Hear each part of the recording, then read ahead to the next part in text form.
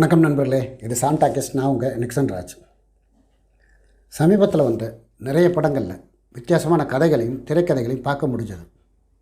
ஆனால் அதே நேரத்தில் திரைக்கதையை ஆரம்பிக்கும்போது சில படங்களில் நல்லா ஆரம்பிக்கிறாங்க.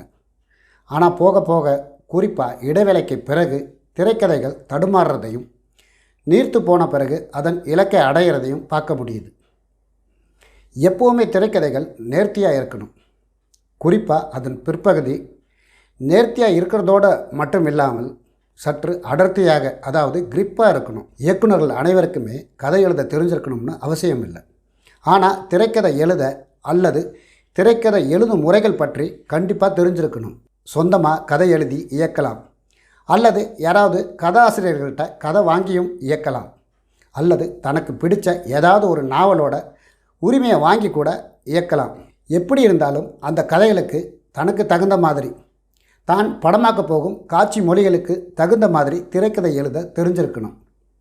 உதாரணத்துக்கு திரு பாரதிராஜா சார் அவர்கள், அவருடைய படங்கள் நேர்த்தியாகவும் கவிதையாகவும் இருந்ததுக்கு காரணம் அவரோட அற்புதமான அந்த கதை சொல்லல் முறையும் காட்சி மொழியும் தான். 16 வயதிலே சிகப்பு ரோஜாக்கள் போல ஒரு சில படங்கள் தான் அவரோட கதையில் வெளிவந்திருக்கு. அவருடைய மற்ற அநேக படங்களுக்கு திரு ஆர் செல்வராஜ் சார், திரு பி கலைமணி சார் போன்றவங்க தான் கதை எழுதியிருப்பாங்க.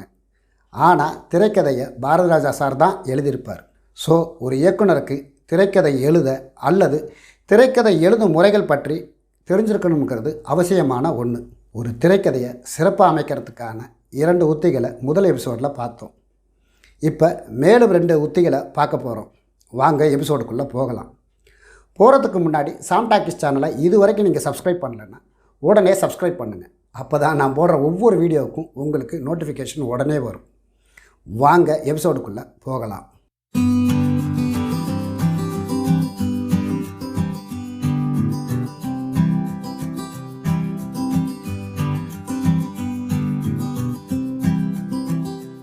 போன எபிசோடில் நாம் 2 உத்திகளை பார்த்தோம்.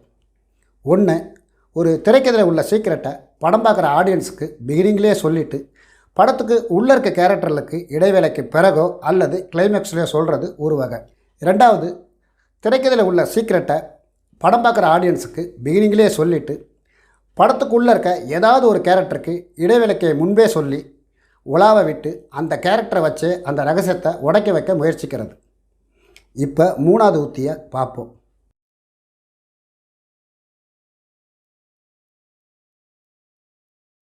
திரைக்கதையில் உள்ள சீக்ரெட் படத்துக்குள்ளே இருக்க 1-2 கேரக்டரை தவிர மற்ற எல்லா கேரக்டருக்கும் ஏற்கனவே தெரியும். ஆனால் படம் பார்க்குற ஆடியன்ஸுக்கு மட்டும் பிகினிங்லேருந்தே மறைச்சி வச்சு கதையை சொல்லி இடைவேளைக்கு பிறகோ அல்லது கிளைமேக்ஸ்லேயோ சொல்கிறது இன்னொரு வகை. உதாரணத்துக்கு திரு ரஜினி சார் நடித்த பாட்ஷா படத்தை பார்ப்போம். ஆட்டோ டிரைவரான மாணிக்கம் வன்முறையை பார்த்தாவே விலகி போகிறவர். அவருடைய ஆட்டோவை அடித்து நொறுக்கும்போது கூட அமைதியாகவே பார்த்துக்கிட்டு நிற்கிறவர்.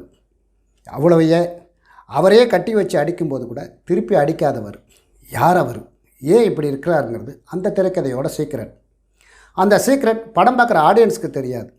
ஆனால் படத்துக்குள்ளே இருக்க மாணிக்கத்தோட அம்மாவுக்கு, ஜனகராஜுக்கு, அவருடைய நண்பர்களுக்கு தெரியும். கல்லூரி நிர்வாகிக்கிட்ட ரஜினியை எனக்கு இன்னொரு பேர் இருக்குன்னு அந்த சீக்ரெட்டை சொல்லுவார். ரஜினியை ஆனந்தராஜ் அடிக்கும்போது ஜனகராஜுடைய நண்பர்கள் கோபப்பட்டு பல்ல கடிப்பாங்க, கையை மடக்குவாங்க, முன்னாடி வருவாங்க. ஆனால் ஜனகராஜ் அவங்கள பார்த்து வேண்டாம் அமைதியாக இருங்கன்னு கண்ணாலே ஜாட காட்டினதும் அவங்க எல்லோருமே அமைதியாகிடுவாங்க. பொதுவாகவே ரஜினி மாதிரியான ஒரு பெரிய மாஸ் ஹீரோ காட்சியில் திருப்பி அடிக்காமல் அடி வாங்குறாருனாவே ஏங்கிற கேள்வியும் அதற்கான விடை என்னன்னு தெரிஞ்சுக்கிற ஆர்வமும் ஆடியன்ஸுக்கு வரும். அதோட ரஜினியோட அம்மா ஜனகராஜ் அவருடைய நண்பர்களோட ரியாக்ஷனை பார்க்கும்போதும், கல்லூரி நிர்வாகி ரஜினியோட இன்னொரு பேரை கேட்டு நடுங்கி ஒடுங்கிறத பார்க்கும்போதும் ஆடியன்ஸுக்கு அந்த டென்ஷனும் ஆர்வமும் பல மடங்கு அதிகரிக்கும். சீட்டு நுனியில் உட்காந்து படம் பார்ப்பாங்க. அதற்கான சரியான விடையும் தீனியும் தான் அந்த பவர்ஃபுல்லான இன்ட்ரோல் பிளாக்கும் செகண்ட் ஹாஃபும். அதே மாதிரி திரு வெற்றிமாறன் அவர்களின் வடசென்னை, இந்த படத்தில் நிறைய கேரக்டர்கள் இருக்கும். எல்லா கேரக்டருக்கும் ஒரு முன்கதையும் இருக்கும். அதில் பல ரகசியங்களும் இருக்கும். படம் பார்க்குற ஆடியன்ஸுக்கு அது எதுவுமே தெரியாது. நான்லீனியரான அந்த திரைக்கதை உத்தியில் திரைக்கதையின் பிற்பகுதியில் ஒவ்வொரு சீக்கிரட்டும் மெல்ல மெல்ல உடைய ஆரம்பிக்கும். அப்போ தான் அந்த கதையோட பின்னணி என்னன்னு ஆடியன்ஸுக்கு தெரிய வரும். இப்போ அடுத்த உத்தியை பார்ப்போம்.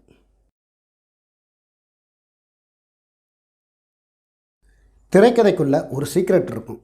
அது படம் பார்க்குற ஆடியன்ஸுக்கும் தெரியாது, படத்துக்குள்ளே இருக்க கேரக்டர்களுக்கும் தெரியாது. சில படங்களில் இடைவேளைக்கு பிறகு அந்த சீக்ரெட் உடையும். சில படங்களில் கிளைமேக்ஸில் தான் உடையும். ஆவியை மையமாக வச்சு எடுக்கப்படுற படங்கள், த்ரில்லர், சஸ்பென்ஸ் வகை படங்கள் எல்லாமே இந்த ஃபார்முலாக்குள்ளே தான் வரும்.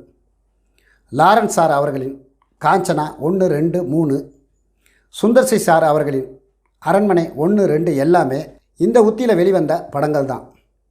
இந்த படங்களில் ஹீரோ ஹீரோயினை சுற்றி சில அமானுஷ்யங்கள் நடக்கும். ஏன் நடக்குது, யாரால் நடக்குதுங்கிறது ஆடியன்ஸுக்கும் தெரியாது, படத்துக்குள்ளே இருக்க கேரக்டர்களுக்கும் தெரியாது. இப்போ ஹீரோ ஹீரோயின் அதுக்கான விடையை தேட முயற்சிப்பாங்க, அல்லது கூட இருக்கிற சுந்தர்சி மாதிரியானவங்க முயற்சிப்பாங்க.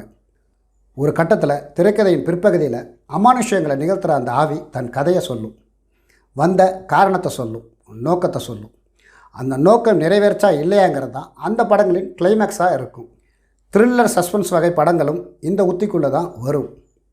உதாரணத்துக்கு ராட்சசன். ஊரில் வரிசையாக சில கொலைகள் நடக்கும். யாரோ ஒரு சைக்கோ அந்த கொடூர செயல்களை தொடர்ந்து செஞ்சுக்கிட்டு இருப்பான். யார் அவன், எதுக்காக இதெல்லாம் செய்கிறாங்கிறதான் அந்த திரைக்கதையோட சீக்ரெட். அவன் யாருன்னு படம் பார்க்குற ஆடியன்ஸுக்கும் தெரியாது, படத்துக்குள்ளே இருக்க கேரக்டர்களுக்கும் தெரியாது.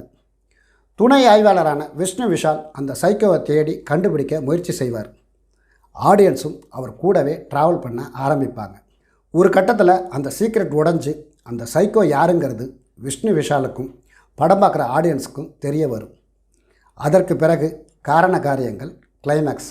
வெள்ளை ரோஜா, அதே கண்கள் போன்ற படங்களும் இதே ஃபார்முலாவில் வந்தது தான். த்ரில்லர் படங்களுக்கு திரைக்கதை எழுதும்போது எப்போவுமே வழக்கமான உத்திகளும் டெம்ப்ளேட்டுகளும் வர்றதை தவிர்க்க முடியாது. அப்போ என்ன பண்ணணும்னா, காட்சிகளை மிகவும் வித்தியாசப்படுத்தணும், திரைக்கதையை நேர்த்தியாகவும் பரபரப்பாகவும் எழுதணும். சின்ன சின்ன குறைகள் இருந்தாலும் ராட்சசன் படத்துலையும் அதைத்தான் இயக்குனர் செஞ்சிருந்தார். வித்தியாசமான அந்த காட்சிகளும் பரபரப்பான நேர்த்தியான அந்த திரைக்கதையும் தான் ராட்சசன் படத்தின் வெற்றிக்கு பெருசாக உதவுச்சு. த்ரில்லர், சஸ்பென்ஸ் ஜானரில் இல்லாத சில படங்களில் கூட இந்த 4வது உத்தி திரைக்கதையில் இருக்கும். திரு கே.வி. ஆனந்த் சார் இயக்கிய கோ படத்தில் அஜ்மல் கேரக்டரில் ஒரு சீக்ரெட் இருக்கும். அது என்னன்னு படம் பார்க்குற ஆடியன்ஸுக்கும் தெரியாது, படத்துக்குள்ளே இருக்க கேரக்டர்களுக்கும் தெரியாது. அந்த சீக்ரெட் படத்தின் ப்ரீ கிளைமேக்ஸ்லையும் கிளைமேக்ஸ்லையும் தான் உடையும். அந்த சீக்ரெட் உடையும் போது தான் தெரியும் அஜ்மல் மறைமுகமாக எப்படியெல்லாம் ப்ளே பண்ணியிருக்காருங்கிறது படம் பார்க்குற ஆடியன்ஸுக்கும் படத்துக்குள்ளே இருக்க ஜீவாவுக்கும் தெரிய வரும். மூடி வைக்கப்பட்ட அஜ்மலோட சீக்ரெட்ஸ் தான் அந்த படத்தோட ஹைலைட்ஸ். பொதுவாக திரைக்கதைங்கிறது 2 வகை தான். ஒன்று நேர்கோட்டில் கதை சொல்கிறது, இன்னொன்று சில ரகசியங்களை மூடி வச்சு தேவைப்படுற இடங்களில் அதை உடைச்சி முன்பின்னாக நான்லீனியரில் கதை சொல்கிறது.